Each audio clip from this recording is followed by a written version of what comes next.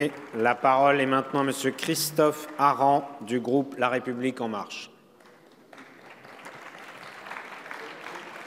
Christophe Arendt, pardon.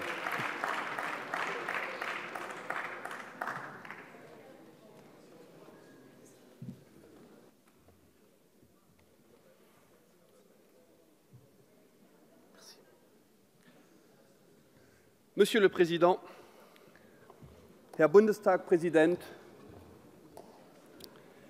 Mesdames et Messieurs les députés de l'Assemblée nationale, geehrte Kollegen aus dem Bundestag, Monsieur le ministre d'État, Madame la ministre, c'est avec une joie immense que je m'adresse à vous aujourd'hui. 2 mois tout juste après l'adoption d'une résolution sur les symboles européens, nous débattons de 2 sujets qui me sont particulièrement chers, l'amitié et la coopération franco-allemande. Avant de poursuivre, je voudrais moi aussi, au nom du groupe d'amitié France-Allemagne de l'Assemblée nationale, souhaiter la bienvenue à Monsieur le Président Wolfgang Schäuble, à mon homologue Andreas Jung, ainsi qu'à tous nos collègues allemands venus spécialement de Berlin pour vous présenter cette résolution commune historique.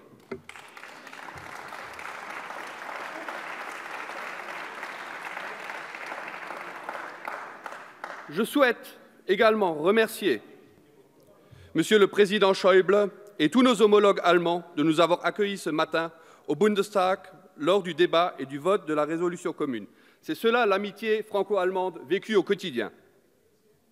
Aujourd'hui, nous écrivons les premiers mots d'une nouvelle page de l'histoire des relations entre la France et l'Allemagne. Cela demande quelques explications de texte pour les bancs sur ma gauche. La résolution commune que nous voterons à la fin de ces débats et que nos collègues ont adoptée ce matin est le souffle nouveau qui manquait aux relations entre nos 2 pays. Les 2 représentations nationales, et oui, les représentants des peuples, appellent leurs gouvernements respectifs à travailler avec elles durant l'année qui vient au perfectionnement du traité de l'Élysée, et non l'inverse. L'Assemblée nationale et le Bundestag exhortent leurs gouvernements à concrétiser cette amitié par des réalisations multifocales qui impacteront favorablement la vie quotidienne, non seulement des citoyennes et citoyens de nos grandes nations, mais celle des peuples de l'Europe tout entière. Il y a 55 ans, Konrad Adenauer et Charles de Gaulle signaient le traité de l'Élysée, point d'orgue des relations franco-allemandes, pierre angulaire de la construction européenne.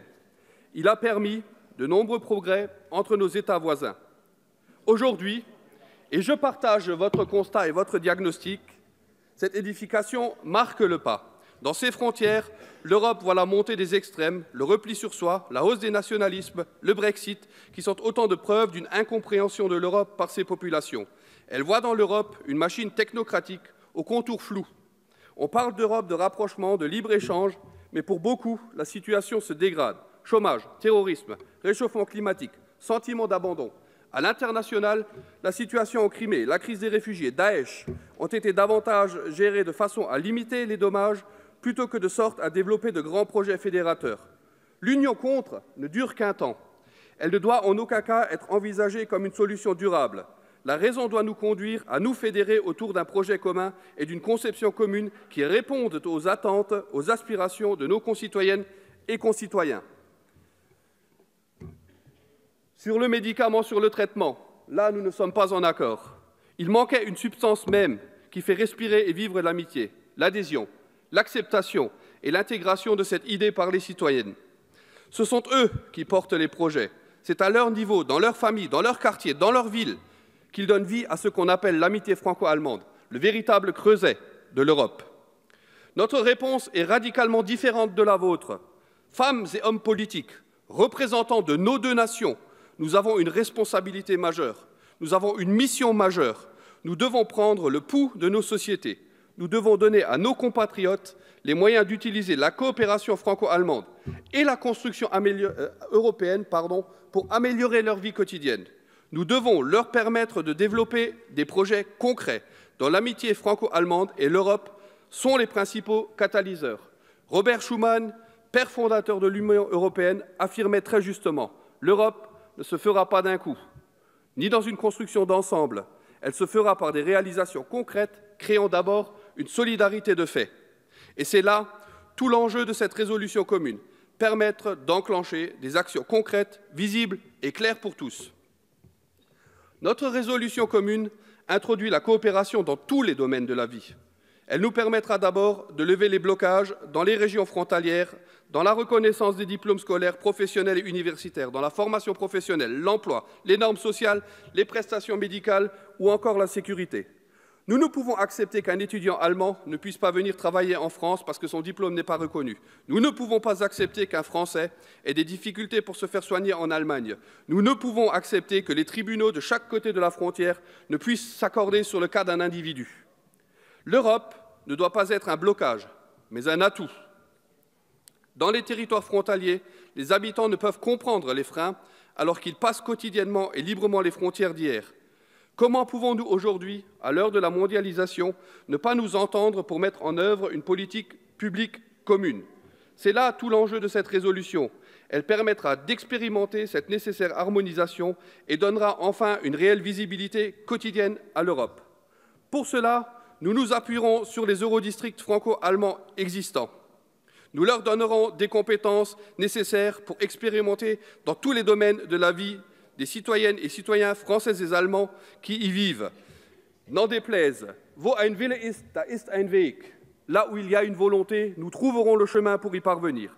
Ces véritables athanors auront vocation à pouvoir ensuite être reproduits sur les autres frontières de l'Allemagne et de la France et contribueront à la construction d'une Europe intégrée autour de la vie quotidienne de nos citoyennes et citoyens, et non plus seulement autour de l'idée économique indispensable, mais trop éloignée aujourd'hui des préoccupations quotidiennes du plus grand nombre. La France et l'Allemagne veulent entraîner à leur suite toutes les nations qui le souhaitent. Notre résolution commune nous donne des clés essentielles pour résoudre pléthore de problèmes techniques, juridiques ou administratifs. Mais, attentifs, nous ne devrons pas oublier le ciment de tout échange, le rapport à l'autre, seul garant de la respiration et de la croissance de l'amitié et de la coopération. Il nous faudra donc aussi nous mobiliser pour faire connaître et partager la culture du pays voisin. Je reprendrai les mots de notre président de la République. L'Europe, c'est d'abord une culture partagée et vivante, loin d'une vision administrative.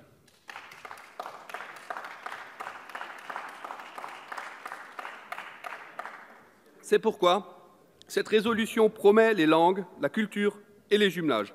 Pour encourager cela, nous devons travailler main dans la main avec les organismes spécialisés et les institutions de référence en matière d'éducation et de culture. Ces institutions jouent un rôle primordial et je vous invite à ne pas hésiter à prendre contact avec celles-ci et répondre présent à leurs invitations dans vos territoires et circonscriptions. Nous avons beaucoup à apprendre de l'autre, nous ne pouvons qu'en sortir grandis. Bien évidemment, en tant que président du groupe d'amitié France-Allemagne de l'Assemblée nationale, je m'attacherai à ce que ces échanges profitent à tous pour que vous puissiez chacune et chacun rentrer dans vos circonscriptions avec de nouveaux projets et de nouvelles idées basées sur les avantages de la coopération entre l'Allemagne et la France. La coopération franco-allemande, dont nous traçons les contours aujourd'hui, nous placera devant une énorme responsabilité au regard de l'avenir. Nous nourrissons l'ambitieux projet d'amorcer entre Français et Allemands une identité européenne.